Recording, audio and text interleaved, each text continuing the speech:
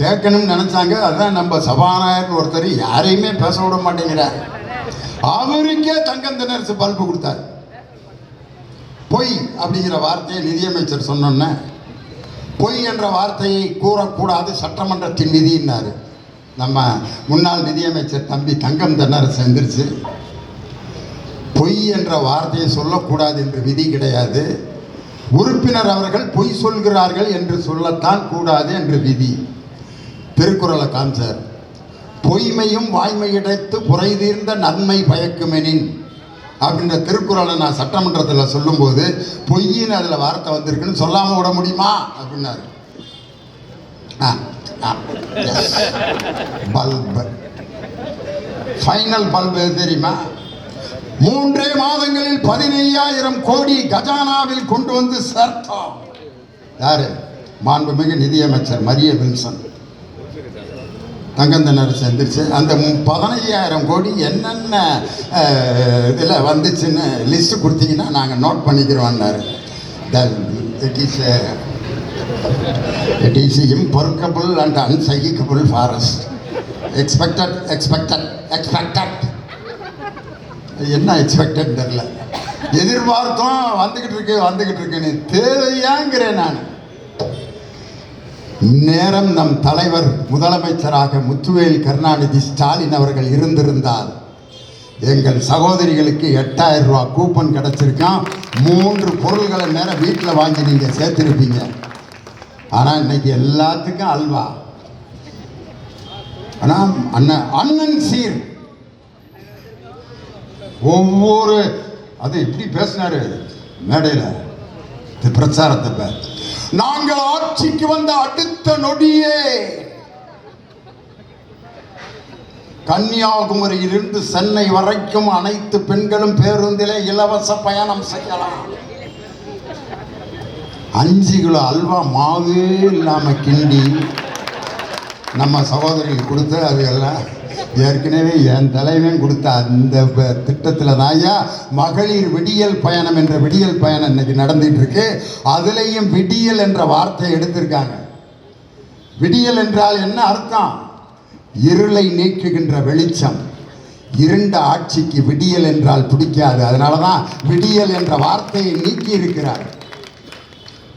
பேரை மாற்றுவது ஏன்? தலைவர் கலைஞருடைய பெயரை எடுத்துவிட்டு கலைஞர் இல்லம் என்ற திட்டத்தை என்னமோ ஒரு இல்லம்னு மாற்றி வச்சிருக்காங்க. என் தலைவருடைய பெயரை நீக்குவதற்கு யாருக்கும் உரிமை இல்லை. இன்னைக்கு காவல்துறை அதிகாரிகள் எவ்வளவோ நின்றுட்டு இருக்காங்க. என் சகோதரியும் காவல்துறை அதிகாரியா அப்படி பேண்ட் ஷர்ட் போட்டு நின்று அப்படி ஒரு சலிட் அடிக்கிறாங்க பார். அந்த ஒவ்வொரு காவல்துறை அதிகாரியும் தன் அதிகாரத்தை செலுத்தும் போது அவர்களிடம் வாழ்ந்து கொண்டிருப்பது என் தானை தலைவர் டாக்டர் கலைஞர். நீங்க கன்னியாகுமரியிலிருந்து காஷ்மீர் வரைக்கும் இலவச அப்படின்னு வாக்குறுதி கொடுக்குறீங்களே, அந்த பேருந்தை அரசுடைமை ஆக்கிய தலைவன் என் தானை தலைவர் டாக்டர் கலைஞர். எத்தனை திட்டமையா சொல்றது என் தலைவரை பத்தி. ஒரே ஒரு சம்பவம் சொல்றேன்.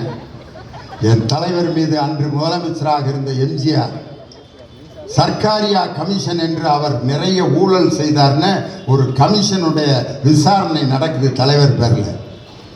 அந்த சர்க்காரியா கமிஷனில் தலைவர் மீது கொடுக்கப்பட்ட ஊழல் பட்டியலெல்லாம் அந்த கமிஷனை விசாரிக்கக்கூடிய ராஜகோபால் அப்படிங்கிற சிபிஐயோட டைரக்டர் ஜெனரல் அவர் தான் வந்து விசாரிக்கிறாரு.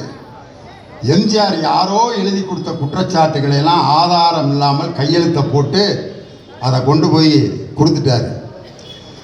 அந்த ராஜகோபால்ங்கிற சிபிஐ டைரக்டர் ஜெனரல் கோபாலபுரத்துக்கு விசாரணைக்கு போறாரு. கூட தியாகராஜன் ஒரு இன்ஸ்பெக்டர். தலைவர் உட்காந்துருக்காரு. உள்ள நுழைஞ்சோன்ன நாங்கள் சிபிஐலேருந்து வந்திருக்கோம்.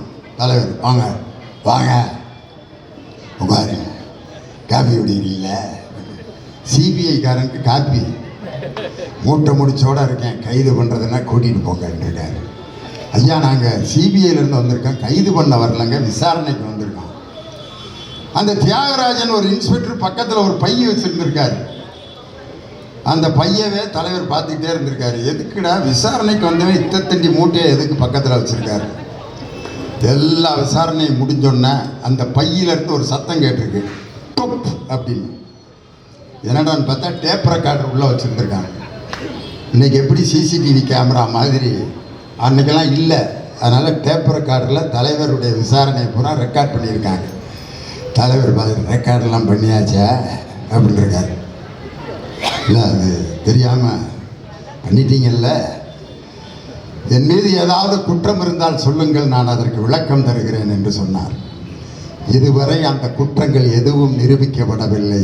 என் தலைவரை பார்த்து அன்னைக்கு எல்லாரும் வணக்கம் சொல்லிட்டு ஒரு திருக்குறளை சொல்றாரு. தன்னை எதிர்த்து சமர் புரிய வந்தவனிடம் நடுக்கத்தை காட்டாமல் எவன் இருக்கிறானோ அவன்தான் தலைவன். அந்த திருக்குறளை எழுதியிருக்காரு யாரு? அன்னைக்கு சிபிஐ டைரக்டர் ஜெனரலாக இருந்த ராஜகோபால் தன்னுடைய வாழ்க்கை வரலாறு